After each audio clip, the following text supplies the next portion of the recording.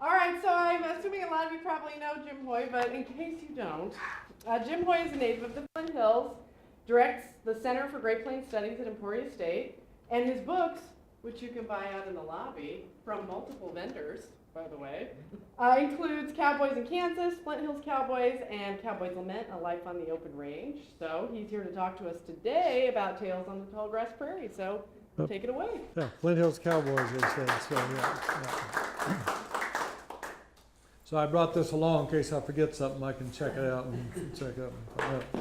I thought I would talk about some of about rodeo cowboys and ranch cowboys, and about a little bit about my heritage, and then about some of the old timers I knew and some of the old timers I heard about. My wife and I came up today. Our son and daughter-in-law operate the Flying W Ranch in Chase County, and they had a cattle drive today, and we had a woman from French television who's out there filming stuff. She's doing a program on Little House on the Prairie and another one on Chisholm Trail. So she came out there to do some filming. We have longhorn cows that we were driving, and I think she was suitably impressed by the spread on some of those horns. Anyway, my great-grandparents came to Cassidy, Kansas. I don't know if there was a Cassidy then. There's Sycamore Springs, northeast Butler County, in 1877. Bought 80 acres, which my wife and I still have. We've added to it. My parents did, and my grandparents' parents, and my wife and I have added to it. And but anyway, that home ranch is still there. My grandfather, their son, my great-grandparents' son, when he was a boy, had a job herding cattle, loose herding cattle. There were no fences at the time in the 1880s. And his job was loose herding these cattle. He'd take them from Cassidy up toward Sycamore Springs, up toward Jack Springs and back, I guess, every day. Anyway, my father and uncle grew up to be genuine Flint Hills Cowboys, and about 3 years ago, they were inducted into the Kansas Cowboy Hall of Fame as working cowboys. So I have heritage to try to live up to there. My dad and my uncle were really good pasture cowboys, and my dad rodeoed some when he was younger. He rode broncs, but my uncle rode broncs, but also roped calves, and he continued to win calf ropings into his 60s. They're both gone now, but anyway, they were the real McCoy, the real thing. And one of my favorite family stories about them is how they'd go into Cassidy on Saturday nights, and everybody would go to Al Jeanette's pool hall, which was also where you could buy, this is during Prohibition, Outlaw beer or whiskey. And then on the way, people would go there and they'd play dominoes, play pool, drink a little, whatever. But this one time that my dad and uncle told me about, they were riding home afterwards. It was a big moon that night, and they were accompanied by, they couldn't remember if it was the Sturgeon twins or two other guys, but anyway, they were riding home, and they were, young and probably had a little more than they should have, and thought they'd practice their riding skills by roping a steer out in the pasture and ride it by moonlight. So I think my dad might have actually got it roped, and my uncle and the Sturgeon twins were trying to get the rope around the middle, and this steer, Dad got off to help him, and the steer kind of jerked around or something and spooked Dad's horse, and he ran off, jerked the steer down and ran off and dragged him, and they were afraid he was going to kill the steer, So they finally get him stopped, get it caught up, and turn the steer loose. They forgot all about trying to ride it and stuff, I guess. And anyway, Dad said a couple days later they were in town, and the neighbor whose steer it was comes up to my grandfather and says, "Frank, the damnedest thing happened." Says, "My steer got struck by lightning, burned all the hair off one side, but never killed him." And my dad and uncle said they never said a word. I have a photograph. I think it might be in this book here too, but of an outlaw steer, a big old Brahma steer that the Teeters were bringing in from east of Cassidy to the railroad there to ship out. And this steer got away from them. They got him across the railroad tracks, but he got away from them before they got into the pens, and he jumped the fence into the Oliver pasture and was headed north. And Jim Teeter says to my dad and uncle, says, "Can you guys get that steer for us?"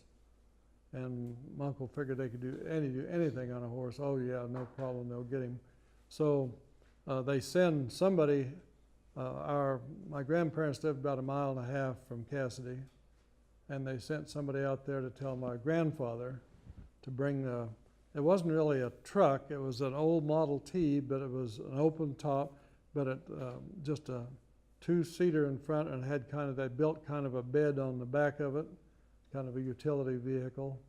And so they send somebody out to get him and then tell him to head north along Highway 13 there. And they get out, by the time they get that steer, he's in Chase County. And that's, 2 miles away, 2 miles, 3 miles north of Cassidy.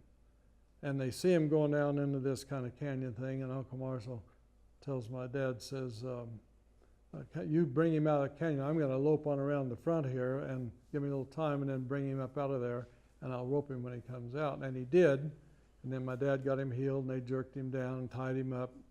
And about this time, my grandfather shows up in that Model T with that kind of flatbed on the back. And of course, they got to load him on there, so they find some kind of a ditch they can back that into. But it's about 50 yards from where the steer is, so they just put the rope on his horns, just drag him across the prairie and get him on the back of that Model T, and then take him into the stockyards.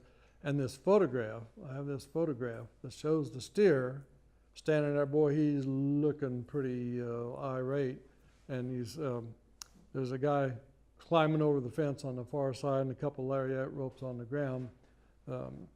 My grandfather, I guess, drove into the pen there in stockyards, and somebody says, "How are you going to get that steer untied?"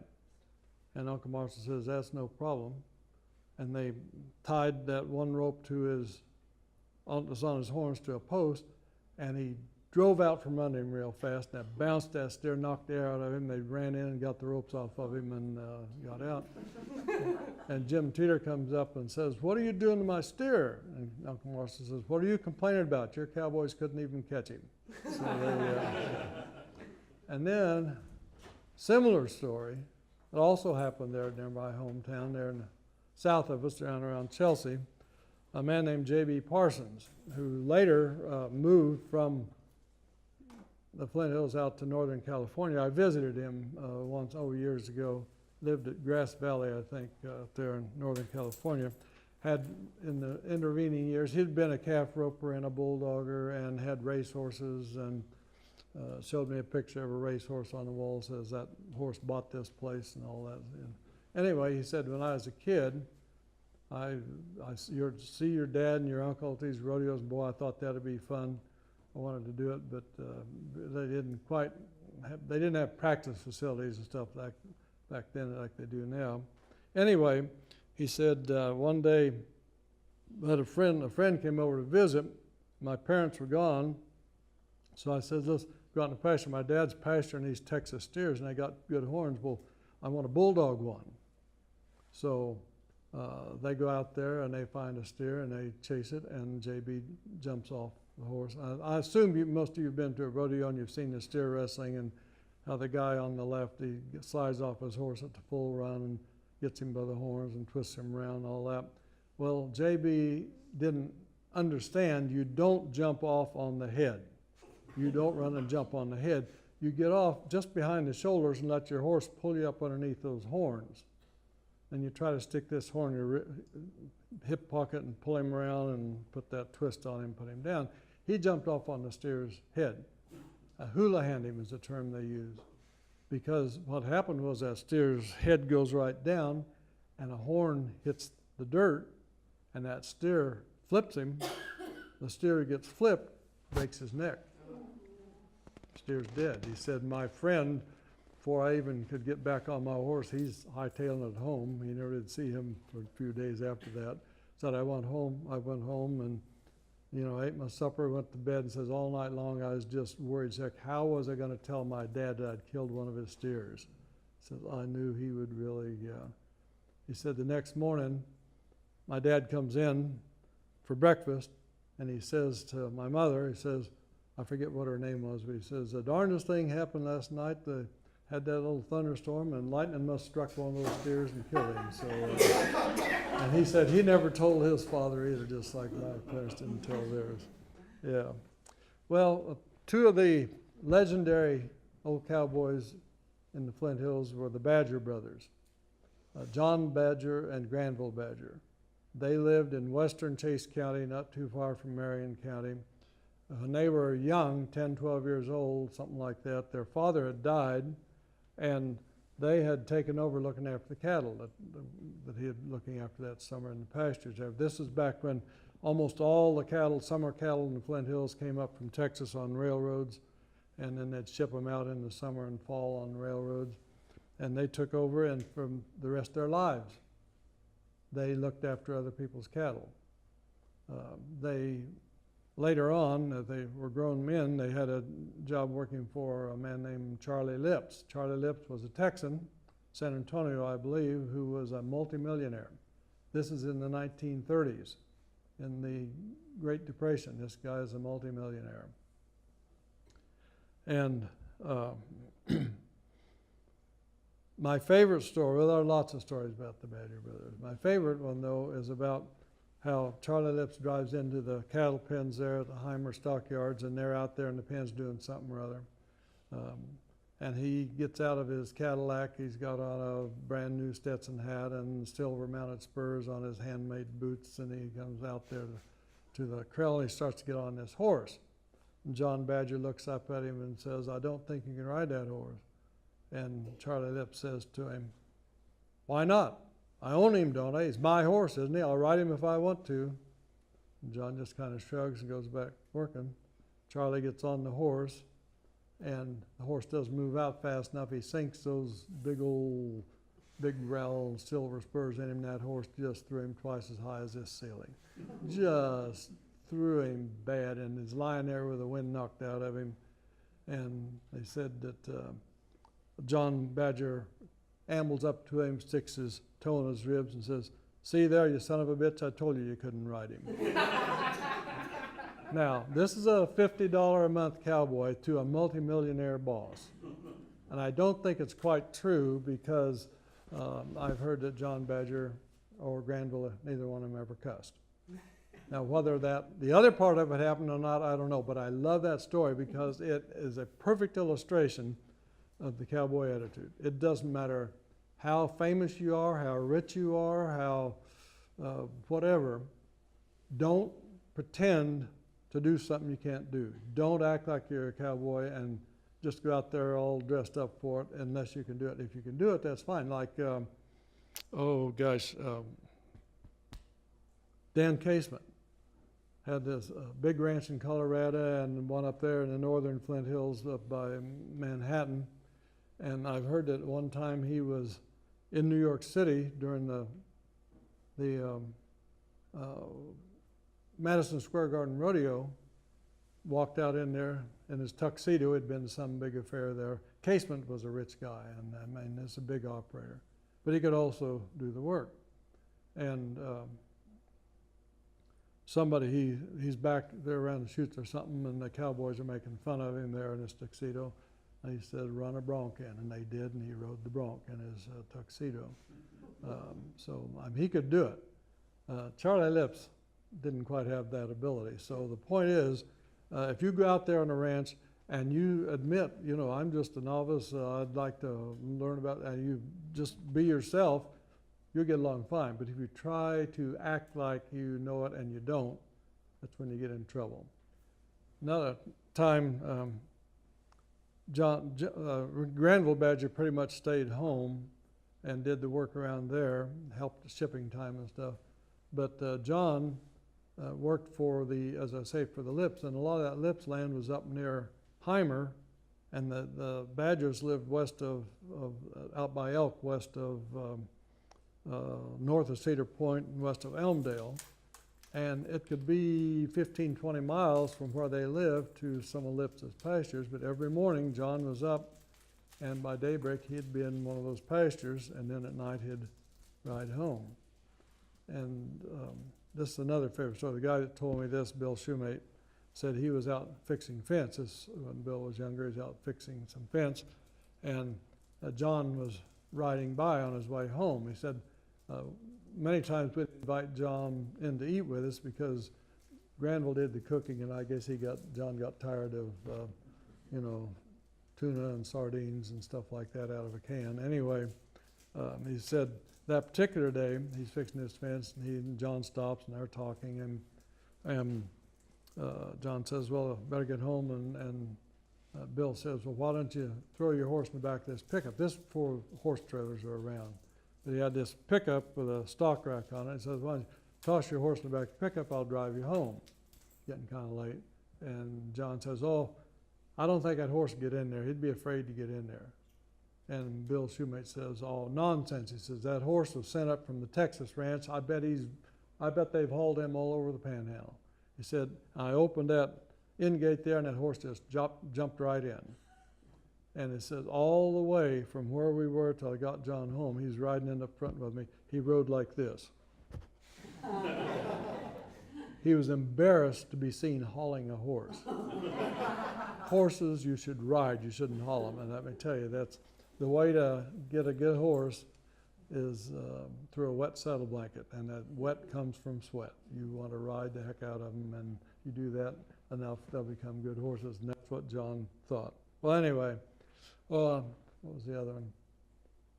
Well, there are lots of John and Granville Badger stories, but someone talked about going out there where they were so kind of early spring, and they were pulling the windmill. When the spring comes, the pasture man's got to go around the fences, fix them up, make sure the water gaps are in, and if you're watering with a windmill, make sure that windmill's working. And they don't pull windmills anymore because very few people use windmills anymore, and if they do, they probably have a solar-powered pump that'll operate them. But we used to have a big pulley system and this pump jack thing, and you'd pull up and catch the pipe, and pull up and catch the pipe, unscrew that pipe, put it over here. Anyway, they pull up this length of pipe, John and Granville do, and there's a couple of black snakes wrapped around it. They've spent the winter down there where it's, they're not going to freeze to death, and they lay the pipe over there, and those snakes are all cold-blooded, they're wrapped around it, but it's in the sunshine, and the snakes warm up, and he said one of them had crawled over and was kind of butting into John's leg, and he says he just took his pipe wrench and flipped him and says, "Get out of here, you peckerwood," and just tossed him off to the side, So they also said those guys, they shipped cattle out of Heimer on the railroad, and they were, that's at least 10 miles from where they lived, maybe more. They'd start riding home in the dark, and he said no matter how dark it was, when they hit a fence, they'd always hit it where the gate was. There might be one gate in a mile of fence, but they knew that country so well, they'd always hit the gate when they were riding home. Yeah, I wish I'd known them. They died in the 50s, I think, before I started collecting stories from some of the old timers around there, and I wish I had known them. But I did know a few old timers. I did meet some of them. One was Elmer Cooper.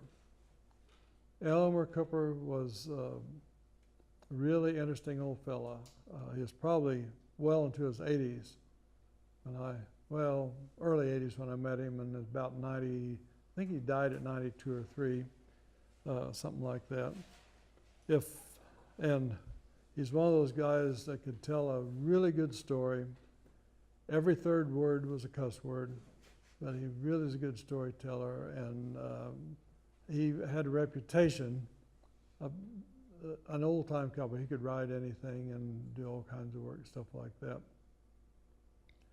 In fact, I don't know if I got that in here or not. Let me check to see.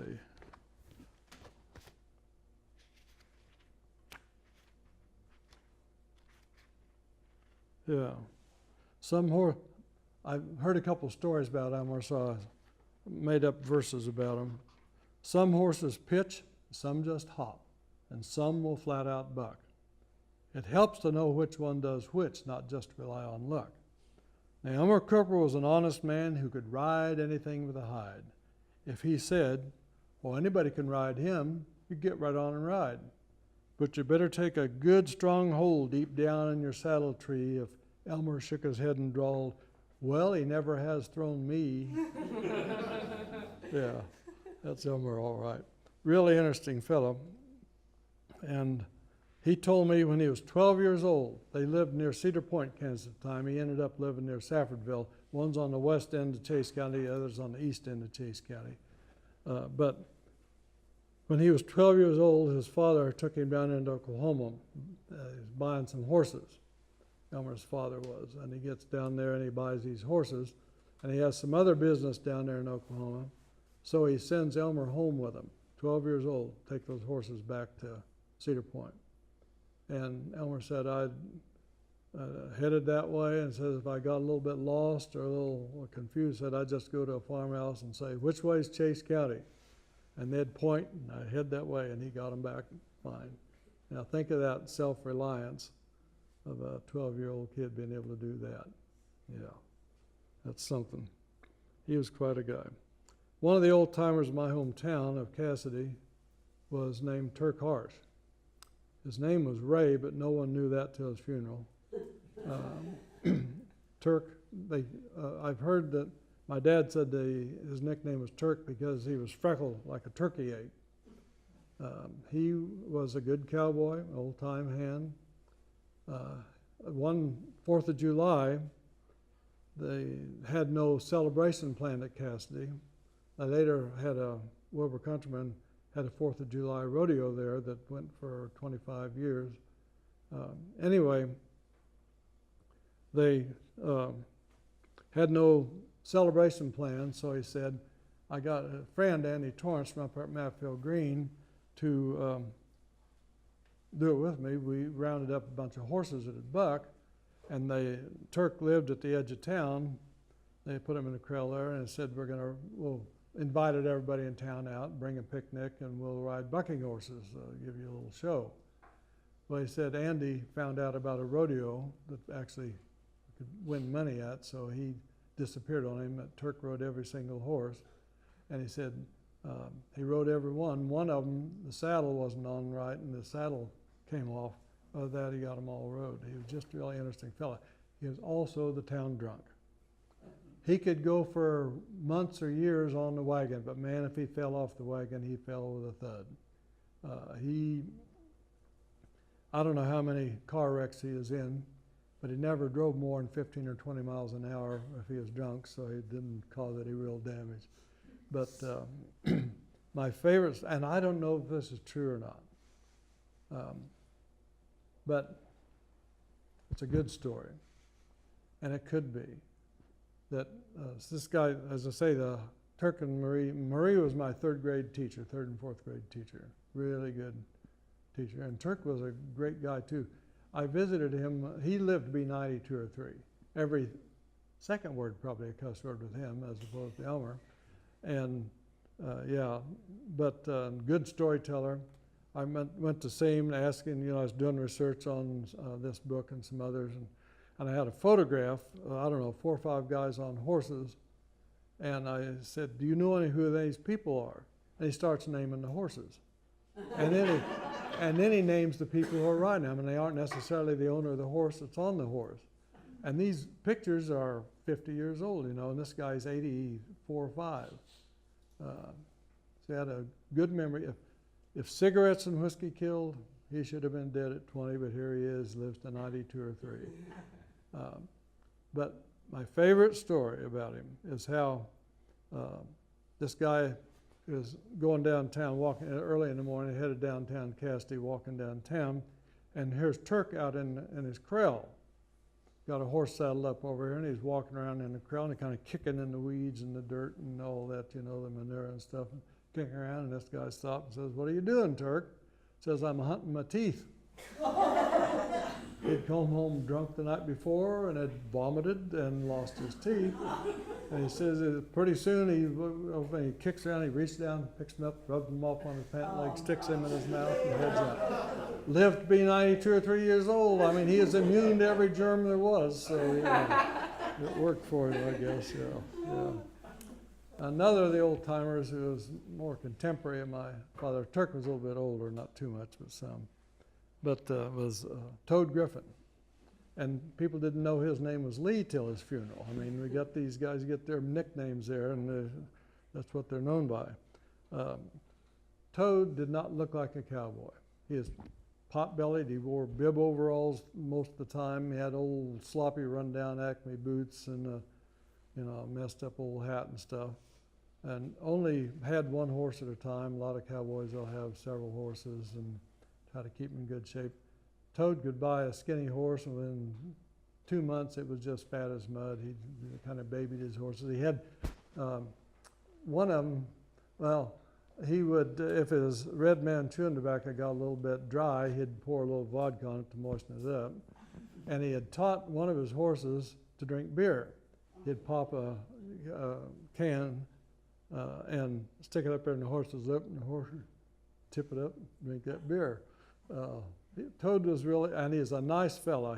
What I liked about him particularly was when I was a kid, when I was in my teens, he had have other jobs too, but he had a couple of section pastures that he ran cattle on there where he lived west of town. And if those steers, lots of times there's this disease called foot rot that is kind of a virus, gets in the cow's hoof, and they might not die from that disease, but they'll get so poor and stuff from not being able to get around to eat, they'll die. And if you need to give them a shot, you also need to run them. If you run them, they exercise that foot, it'll kind of break it open and it'll drain and they'll be all right. Or you give them a shot of penicillin or whatever. But Toad, I don't know if I ever saw him get his horse out of a trot. And he hated to do that. He mainly walked his horse wherever. But so he didn't, and I don't even know if he carried a rope, but he didn't like the rope. He didn't like to run his horse. So he'd call me up and I'd go over there. If he had a steer to doctor, and I'd get to rope it. Well, I loved that, as a kid, you just loved the roping and stuff. So I'd go over and do that. Anyway, but my uncle told me this. He said, my Uncle Marshall, who he and Dad both just looked like a cowboy ought to look. If you went to the movie thing over here, they didn't look like that. They looked like cowboys, and they were cowboys. And anyway,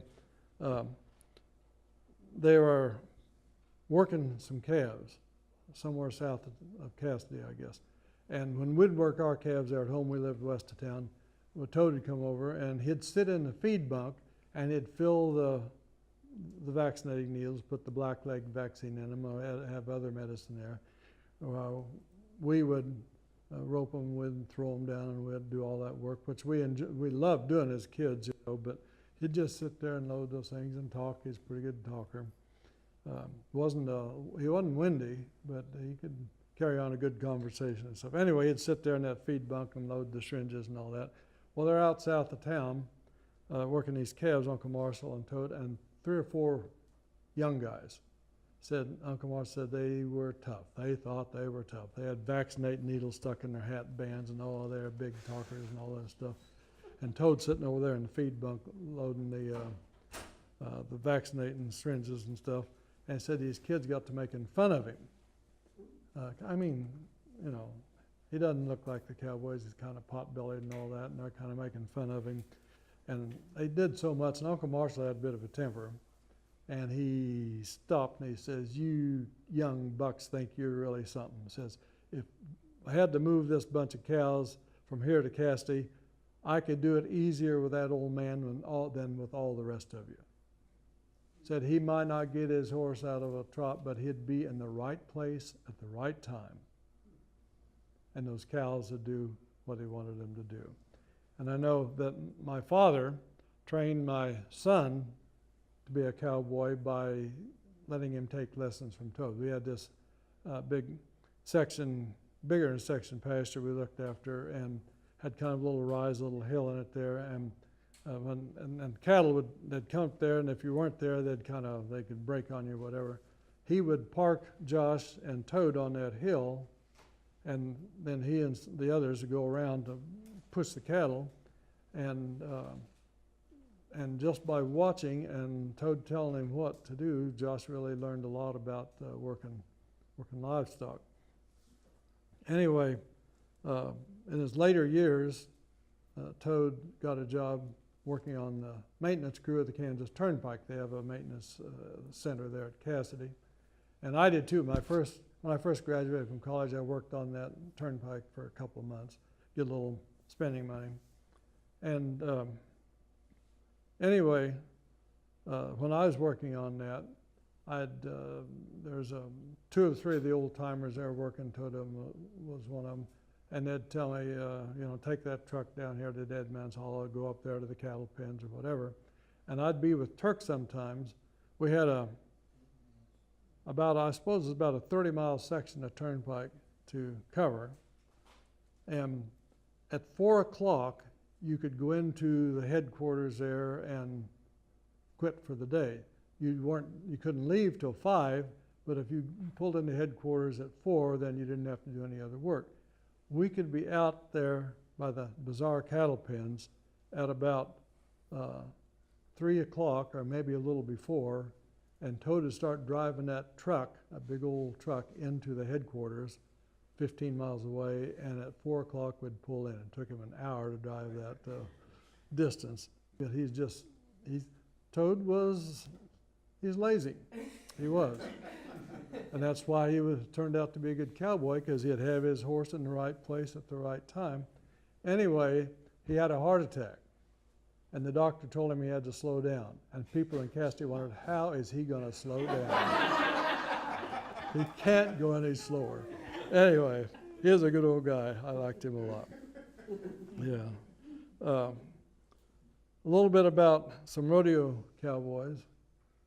Have any of you ever gone to the Flint Hills Rodeo in Strong City? It's that first weekend in June. It used to be Friday, Saturday, and Sunday afternoon. Now it's Thursday night, Friday night, and Saturday night. But it's a professional rodeo, has been, it started by the Roberts family, who lived west of Strong City, several miles. And the first couple of years, they had the rodeo on their place, and then they moved it into a hill that where they later had a feedlot. Somebody did.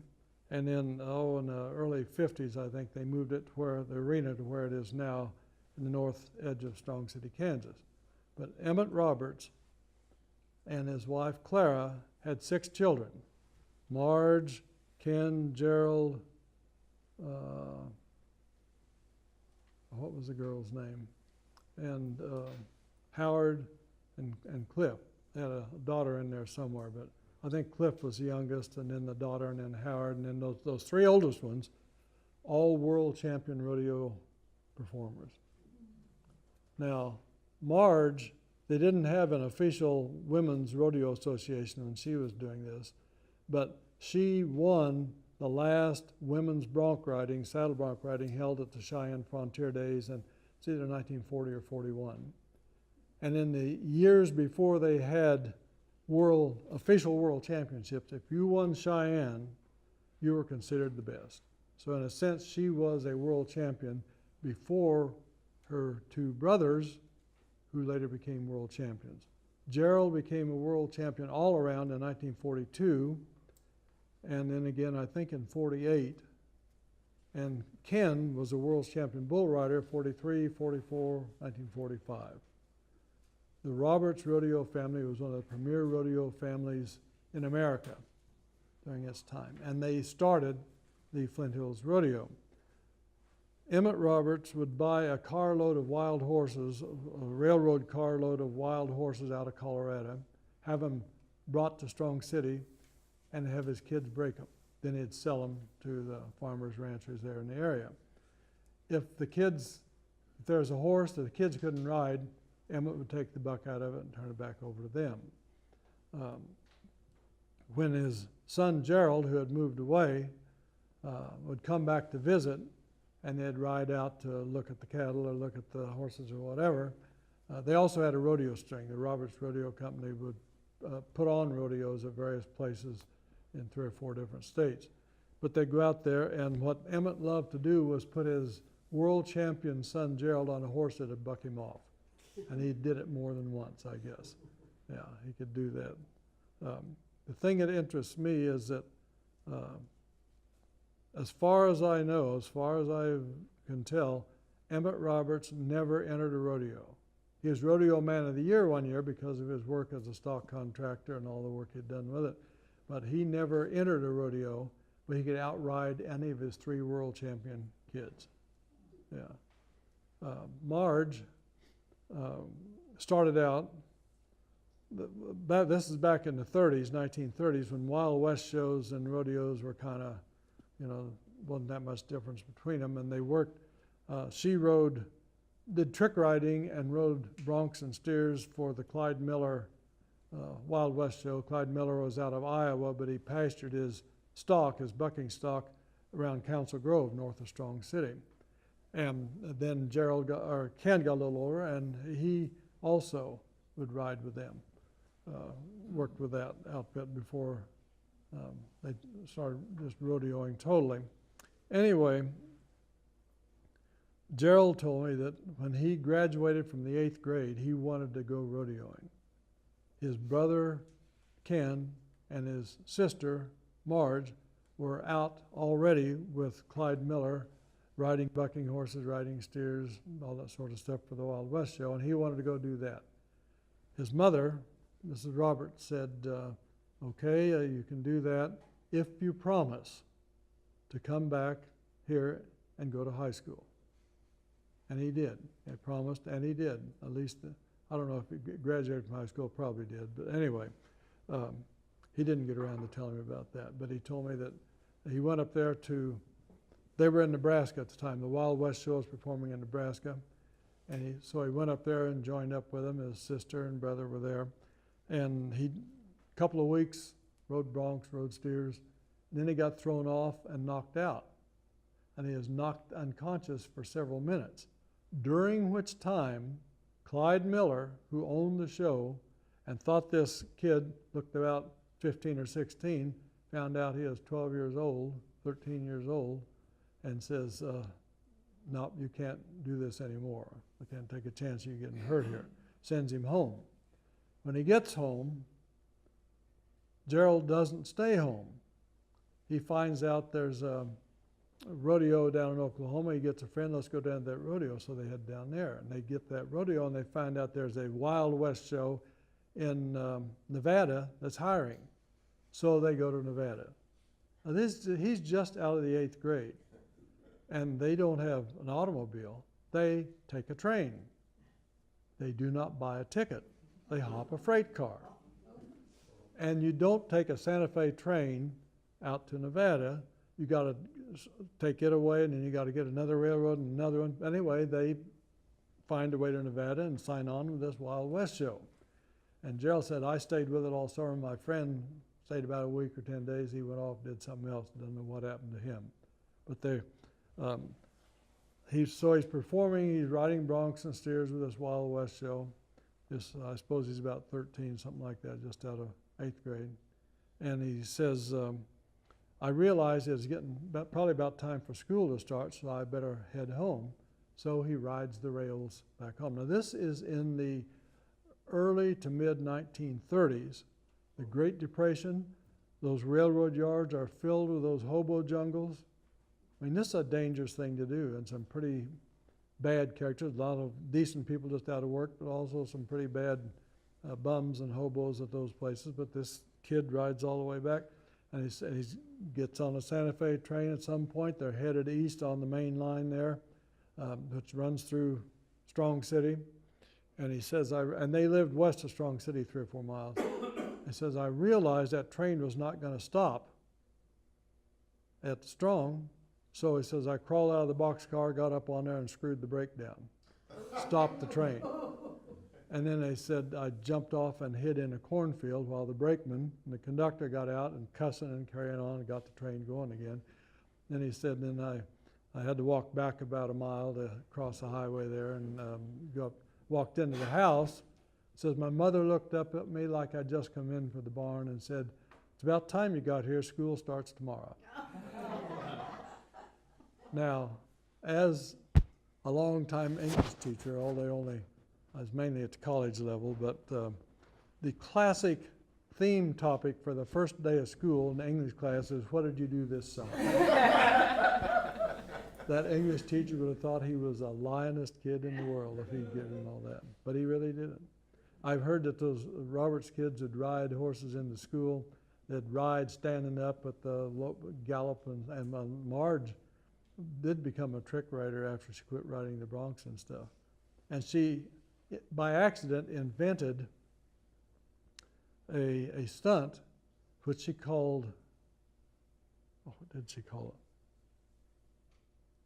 it? I forget. Anyway, you stand on the horse, and then she would lean forward on this running horse. And I have a photograph that shows her leaning forward with her hands out, and the hands are about that far in front of the horse's head. She really is leaning out there. She invented it by accident when she's doing a stand and loses her balance and goes forward and doesn't fall off and realize, hey, this would work, and she did it. Yeah. She's in the National Cowgirl Hall of Fame, and Ken and Gerald are in the National Cowboy Hall of Fame. Anyway, I'm thinking of any other Roberts stories. One of my favorites about Emmet Roberts, because he and Clara were a happily married couple. He was just as honest and as straightforward and so on. Ken and Gerald are rodeoing back when it's tough. They rode the rails to go to a lot of those rodeos. And Gerald said they'd hit town and the cops are always looking for you. And they got beat up and thrown in jail by cops just for being cowboys sometimes. And sometimes, they tore up the town. And it's a pretty wild life. Gerald would ride into town, into a rodeo town. He would put down his last dollar, paying his entry fees. No, not his last dollar. He saved enough for parties. And throw big wild parties and then go out the last day and win enough money to keep on going down the road. I mean, it was now they have, Cowboys for Christ, and they've got Christian things for rodeo cowboys. Not back in those days. Not back in those days. Anyway, they're on a rodeo somewhere, and lots of times the people, the shoot help, those cowboys who are helping around the shoots are doing that because they're a little low on money, and they'll work around the shoots to get their entry fees paid. And these are young men, they're full of go and wanting to raise heck and hell, stuff like that. And anyway, it says they're working around here, and it's after dark, and they're watering the livestock, and some of the guys talking about, I saw that gal at the dance, I'm going to get in touch, I'm going to get a hold of her, we're going to go.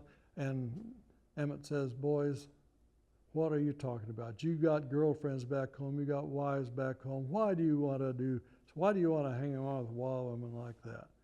You know what, they're just going to cause you. And it's quiet for a little bit, and one guy says, how do you know, Emmet? Oh.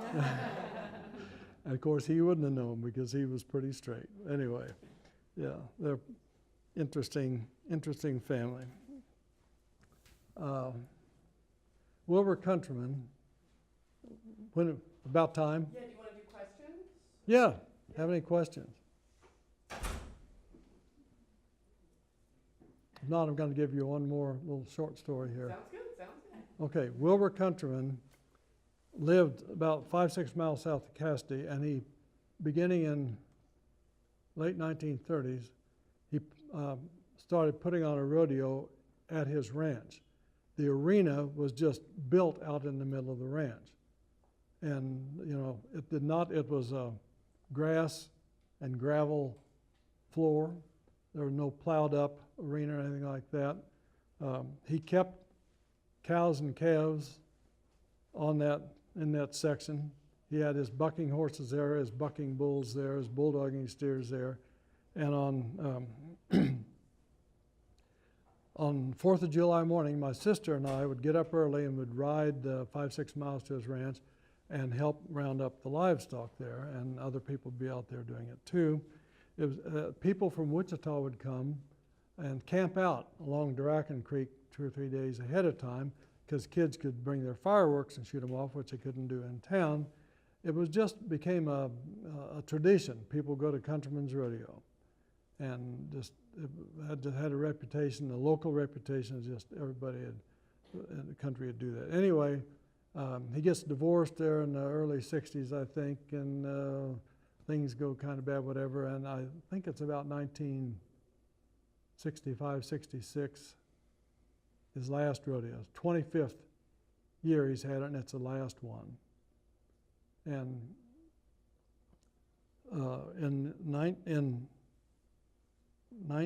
it was 25 years later,